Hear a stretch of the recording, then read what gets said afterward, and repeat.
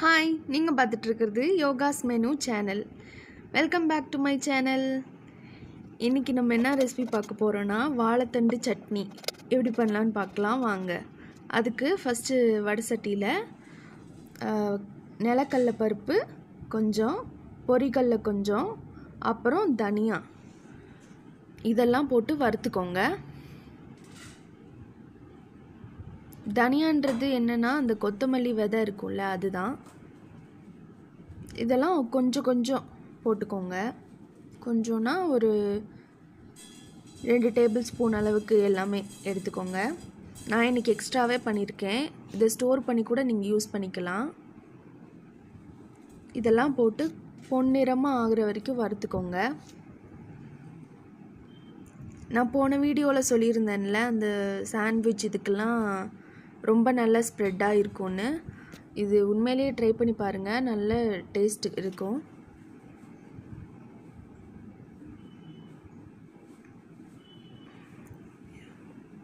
இந்த வாழைத்தண்டு சட்னி வந்து ரொம்ப ஹெல்தி. வாழைத்தண்டில் அவ்வளோ பெனிஃபிட்ஸ் இருக்குது. இது வந்து மந்த்லி ஒன்ஸ் எடுத்துக்கிட்டோன்னா ரொம்ப நல்லது. இது கோல்டன் ப்ரௌன் வர வரைக்கும் நம்ம வறுத்துக்கலாம். இதை தனியாக எடுத்து வச்சுட்டு அடுத்து கொஞ்சம் நல்லெண்ணெய் விட்டுக்கலாம். இந்த சட்னிக்கு நல்லெண்ணெய் யூஸ் பண்ணால் தான் நல்லாயிருக்கும், அதனால் நல்லெண்ணெய் யூஸ் பண்ணிக்கோங்க. அப்புறம் 2 இல்லைனா 3 வரமிளகாய் யூஸ் பண்ணிக்கோங்க.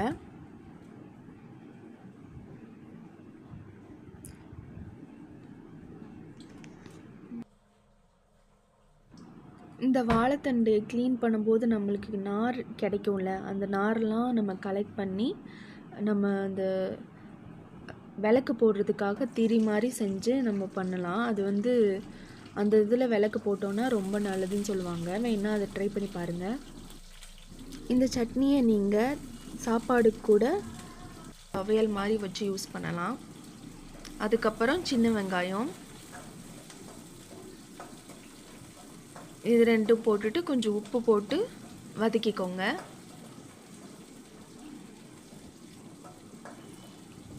வாழைத்தண்டு எப்படி க்ளீன் பண்ணணும்னு சொல்லி உங்களுக்கு வீடியோ வேணும்னா சொல்லுங்கள், அதையும் நான் போடுறேன். அந்த பவுடர் நம்ம வறுத்து அரைச்சோம்ல, அதில் அந்த வறுத்து அரைக்கும் போது அவ்வளோ நல்ல ஸ்மெல் இருக்கும். அந்த பவுடர் தான் இந்த சட்னிக்கே டேஸ்ட்டு. அதனால் இந்த பவுடர் நீங்கள் ஸ்டோர் பண்ணி கூட வச்சு மற்ற ஏதாவது சட்னி பண்ணும்போது கூட யூஸ் பண்ணிக்கலாம்.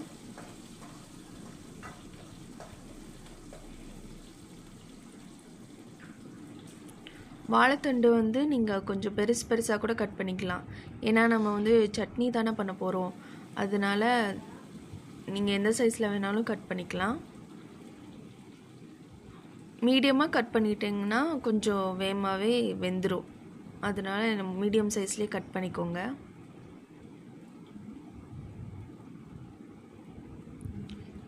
இதில் வாழைத்தண்டு ஆட் பண்ணிக்கலாம்.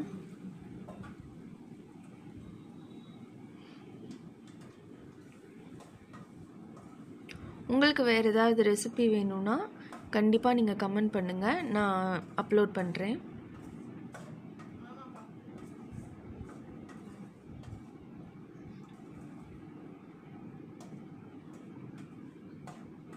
இது ஒரு 15 மினிட்ஸ் ஆகும் வேகிறதுக்கு.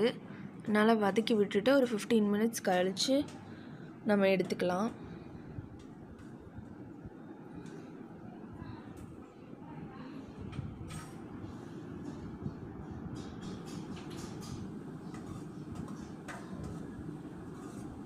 இதை நல்லா கிளறி விட்டுக்கோங்க 15 மினிட்ஸ் கழித்து.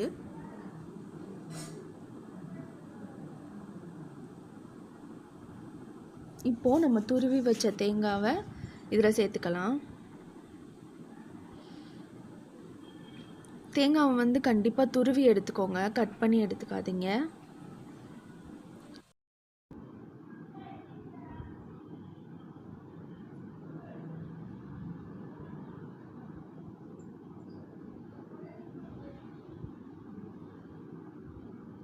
இதெல்லாம் சேர்த்து நல்லா கிளறி விட்டுக்கலாம். இந்த சட்னிக்கு டேஸ்ட் கொடுக்குறதே இந்த நம்ம வறுத்தரிச்ச பவுடர், தேங்காய் துருவல், அப்புறம் கொத்தமல்லி இலை, இதெல்லாம் தான் நல்லா டேஸ்ட் கொடுக்கும். இது நம்ம சட்னியாக செய்கிறனால வாழைத்தண்டு டேஸ்ட் வந்து அவ்வளோ ஹைலைட்டடாக தெரியாது. அதனால் வாழைத்தண்டு பிடிக்காதவங்க கூட விரும்பி சாப்பிடுவாங்க. கண்டிப்பாக அந்த சட்னியை ட்ரை பண்ணி பாருங்கள். நம்ம வதக்கி வச்சுருக்கிறத மிக்ஸி ஜாரில் போட்டு அரைச்சி எடுத்துக்கலாம். அவ்வளோதான். தேங்க்ஸ் ஃபார் வாட்சிங். நம்ம சேனலை சப்ஸ்கிரைப் பண்ண மறந்துடாதீங்க. கூடவே இந்த பெல் பட்டனையும் கிளிக் பண்ணிடுங்க.